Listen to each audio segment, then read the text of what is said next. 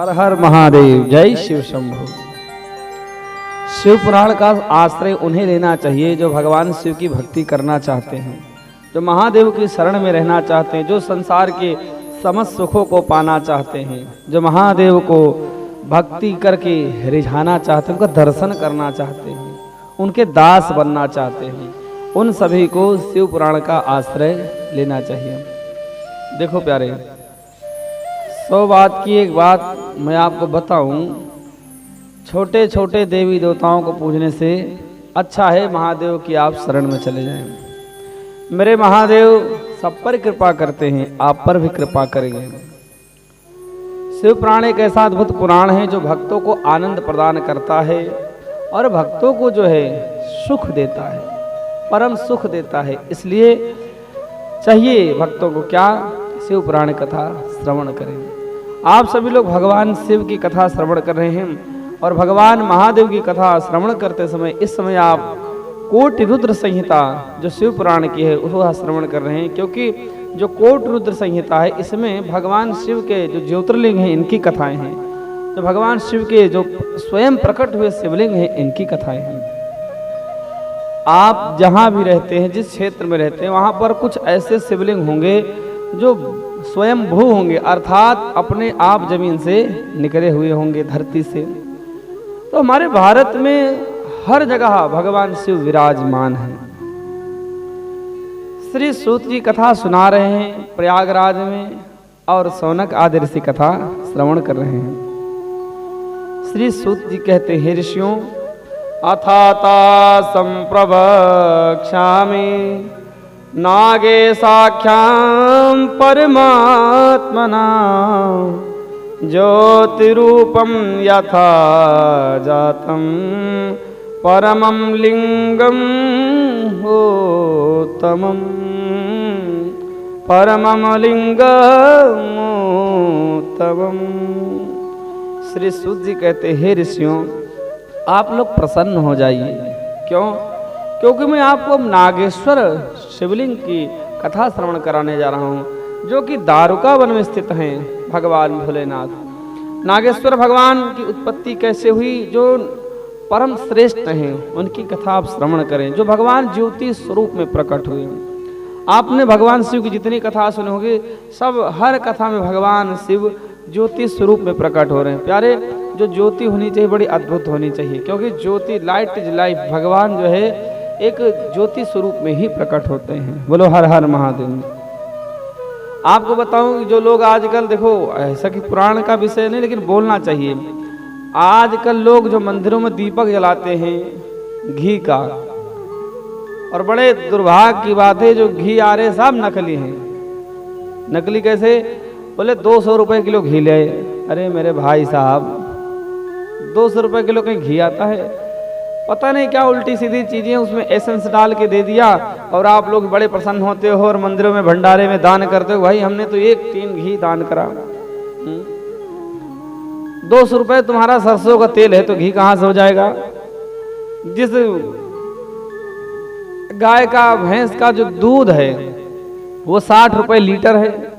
अब 60 रुपए लीटर में दूध में कितना घी निकलता है तो आप जानते होंगे। तो ये सब नकली हैं। इन सब घी की जोत जगाने से कोई लाभ होने वाला नहीं। इससे अच्छा तो अपने सामने कोई चाहे तेल निकलवा लो, किसी का सरसों का निकलवा लो, काले तिल का निकलवा लो, तिल का तेल जला लो। लेकिन ये जो चर्बी आ रही, हमने एक जगह व्हाट्सएप पे पढ़ा, देखो कोई प्रमाण तो है नहीं मेरे पास, लेकिन व्हाट्सएप पे मैंने पढ़ा और एक पोस्ट बाकायदा चल रही है कि क्या चल रहा है इस समय कि जो चर्बी है, चर्बी को गला करके उसमें एसेंस डाल करके बेचा जा रहा है घी के नाम पर, और लोग वही जो है जला रहे हैं खूब मंदिरों में। और कहीं भी जाते हैं दुकानदार से कहते हैं घी दे दो, कहता कौन सा घी? बोले पूजा वाला घी। तो निकालता है, सीधा हाथ मारता है और हाथ ला के देता है 200 रुपए किलो वाला घी। अरे सनातनियों, हमारे धर्म में शुद्ध गाय का देसी घी बताया गया है।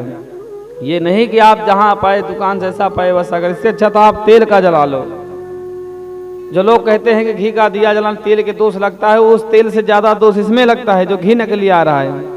इसलिए जो ज्योति होनी चाहिए शुद्ध होनी चाहिए, क्योंकि शुद्ध ज्योति में परमात्मा का वास होता है। दीप और ज्योति परब्रह्म, दीपो ज्योति जनार्दना, दीपो हरत में पापम पूजा दीपम नमस्तुते।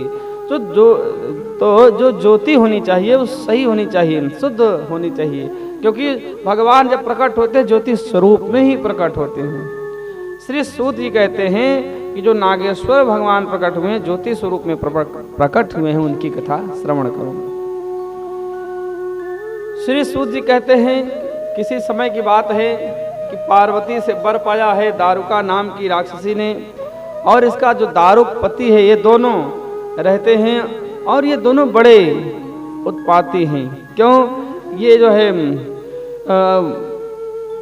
इनका जो पति दारुक है वह बड़ा उत्पाती है, राक्षस है, राक्षसों में श्रेष्ठ हैं। तो इनका एक ही धर्म है, क्या ऋषियों मुनियों को प्रताड़ित करना, संतों को प्रताड़ित करना, लोगों को परेशान करना, यही सब कर्म करते हैं।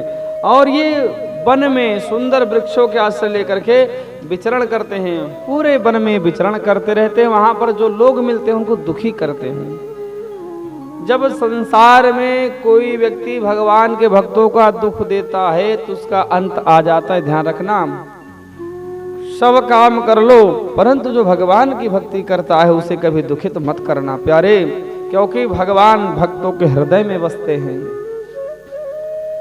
दारुक और दारुका ने जब भक्तों को, संतों को, मुनियों को दुखी करना शुरू किया तो सभी लोग इकट्ठे हुए और सभी लोग इकट्ठे होकर के और मुनि की शरण में गए और सब जा करके बोले, महर्षे शरणम देहि, हे महर्षि हमें शरण दीजिए, हे महर्षि आप मुझे शरण दीजिए, अन्यथा हमें दुष्ट लोग मार डालेंगे। हे ऋषिवर हम बड़े दुखित हैं, हे प्रभु आपका ही एक ऐसा तेज है, आपके तेज के प्रभाव से राक्षस लोग आपके पास नहीं आते, और हे प्रभु इसलिए हम आपके शरण में आए हैं। हे महर्षि, हे और मुनि आप हमें शरण दीजिए। अरे महात्मन, आपका तेज तो इस धरा पर इतना है कि आपको देख करके बड़े बड़े राक्षस भाग जाते हैं।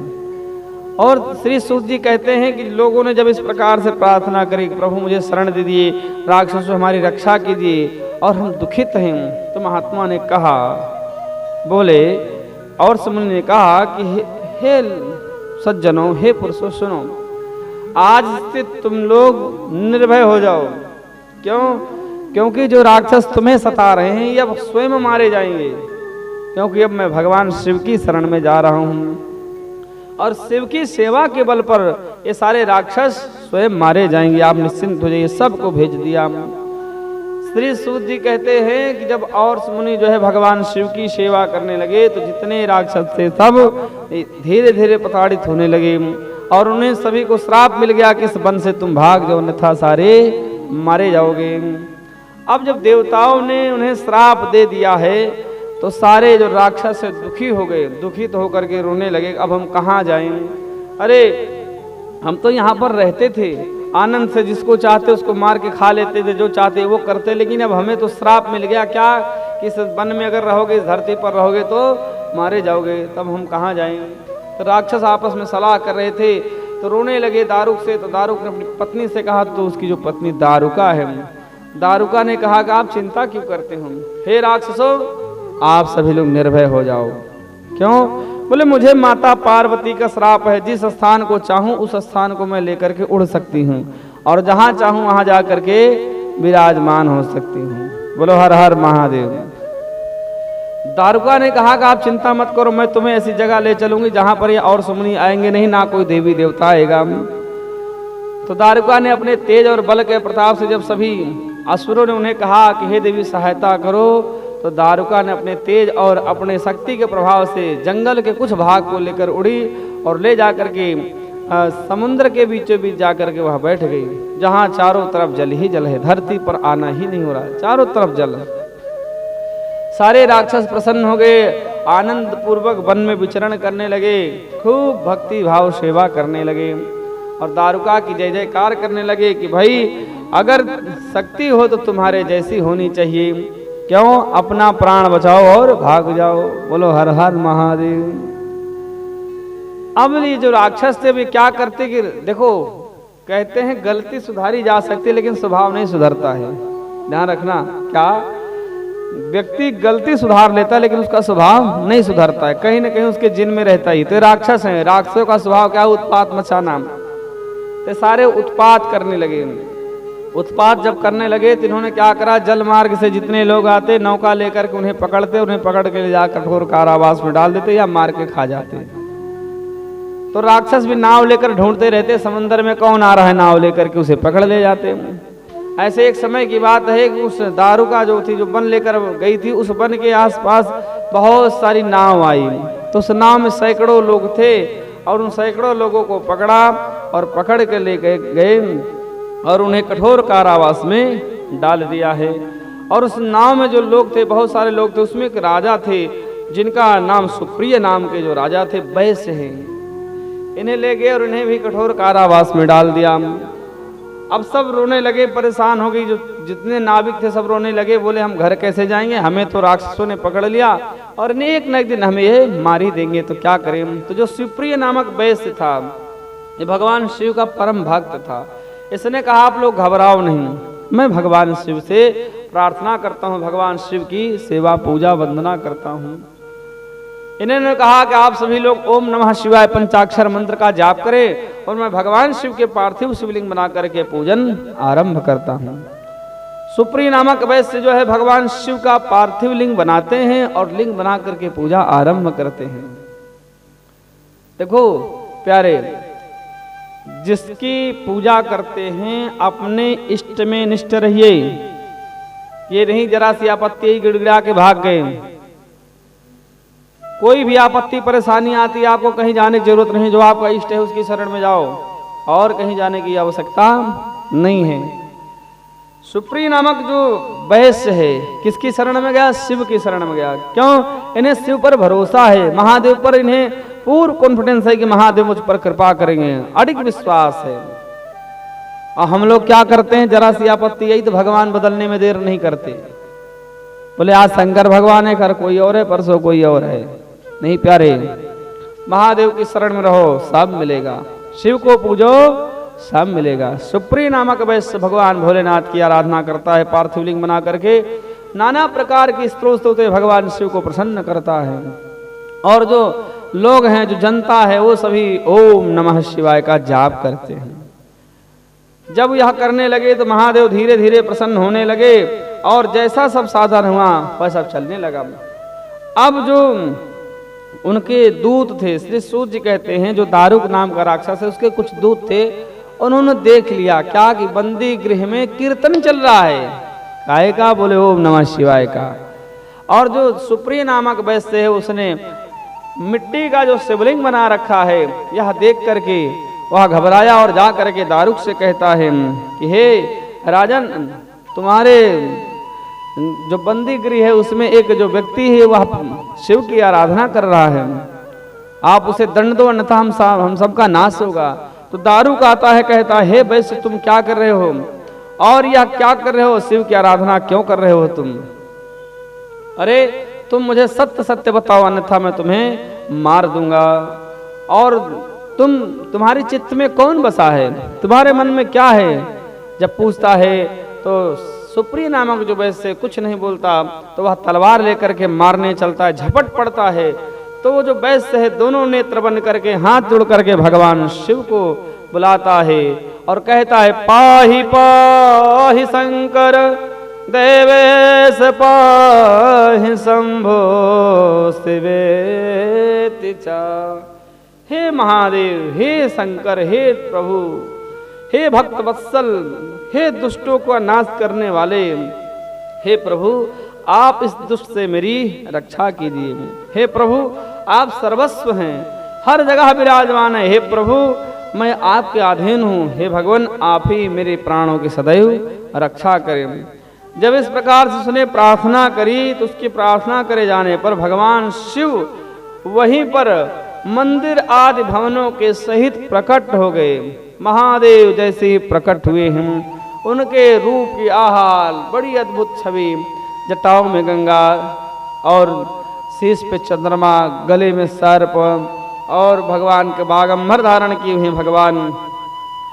और जब इस प्रकार से भगवान वहाँ प्रकट हुए तो सुप्रिय नामक जो वैश्य था इसने भगवान शिव की पूजा करी। भगवान शिव ने अपने खड्ग से समस्त राक्षसों का संहार कर दिया, एक ही तलवार में सबको काट दिया है, सब मारे गए। और भगवान शिव कहते हैं कि हे सुप्रिय, मैं अपनी लीला से यहीं पर विराजमान रहूंगा और यहाँ पर ब्राह्मण, क्षत्रिय, वैश्य, शूद्र, इन चारों जो वर्णों के लोग हैं वो यहाँ पर आए और पूजन करेंगे और पूजन करके चतुर्थ पुरुषार्थ पाएंगे और यहाँ पर कभी भी तामसिक व्यक्ति कोई नहीं रहेगा।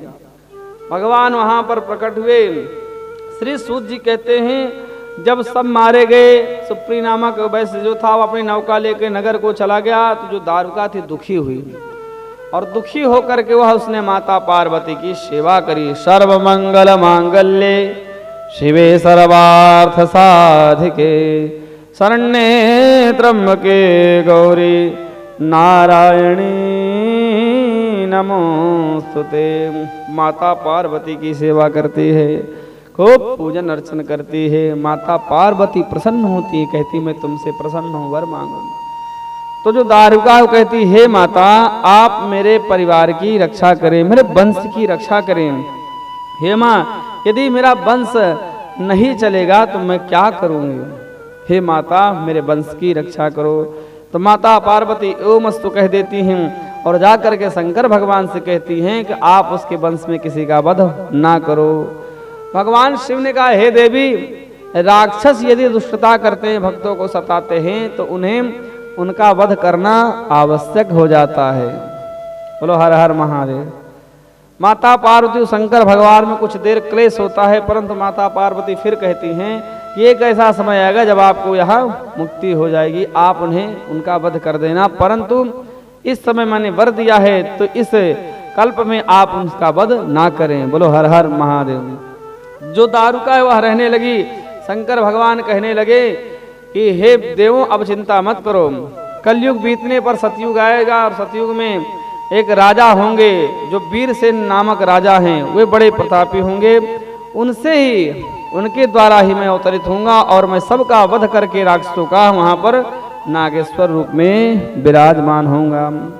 ऐसा ही हुआ है। वीरसेन कहते हैं कि किस प्रकार आए यह भी सुनो। कहते निषद नामक सुंदर देश में क्षत्रिय कुल में महासेन के वीरसेन नामक पुत्र उत्पन्न हुए हैं। ये बड़े प्रिय हैं, भगवान शिव का पार्थिव शिवलिंग बनाते हैं और भगवान शिव के बड़े भक्त हैं। तो क्या हुआ कि इन्हें भी दारुका आदि राक्षसियां इन्हें परेशान करने लगी। तो ये उनके नाश के लिए इन्होंने क्या करा, भगवान शिव के शिवलिंग को बनाना शुरू करा है और पार्थिव शिवलिंग का पूजन करने लगे। और पार्वती माता के अनुसार यह उनका जो वरदान दिया था, वरदान भी पूर्ण हो गया। अब शंकर भगवान इस बार प्रकट हुए और संपूर्ण जो दारुका का जो परिवार था, वंश था, सबको नष्ट कर दिया शंकर भगवान ने। और शंकर भगवान देवताओं के आग्रह करने पर वहीं पर विराजमान हो गए, जिनका नाम पड़ा नागेश्वर भगवान। बोले नागेश्वर भगवान की जय। तो प्यारे मेरे शिव भगवान भक्तों की रक्षा करने के लिए लिंग स्वरूप में विराजमान है। नागेश्वर दारुका बने, क्योंकि ये जो दारुका है वन को लेकर चलती है और वन में रहती थे, इसके जो परिवार वाले थे, वंश वाले थे, सब वहीं पर रहते थे और महादेव ने सबका उद्धार कर दिया और स्वयं वहां पर विराजमान हुए। महादेव की भक्ति आप बड़ी सरलता से कर सकते, कहीं पर भी रहें, किसी भी अवस्था में रहें, आप ओम नमः शिवाय का जाप करें, ओम नमः शिवाय बोल करके महादेव को याद करें। प्यारे लोग कहते हैं हम पर भगवान दया नहीं करते। अरे भगवान दया तो करते हैं, परंतु तुम उन्हें याद ही नहीं करते। सही बात तो यह है, यदि तुम भगवान को याद करो तो भगवान तुम पर दया क्यों ना करें। भगवान दया अवश्य करेंगे, आप उन्हें याद करो। बोलो हर हर महादेव, हर हर महादेव।